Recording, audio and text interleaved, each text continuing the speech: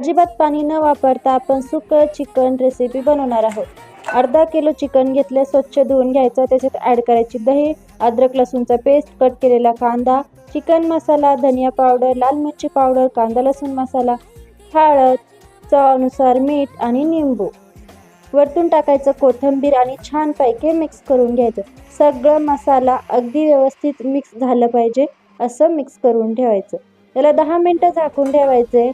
कढईमध्ये घ्यायचं ऑइल, त्याच्यात टाकायचं तेजपत्ता, एक बारीक कट करून टोमॅटो टाकले. टोमॅटोला 2 मिनटं कळसून घ्यायचे. नंतर टाकायचं मॅरिनेट केलेलं चिकनला आपल्याला कमी गॅसवर पाणी सुटेपर्यंत सारखं हलवत राहायचंय.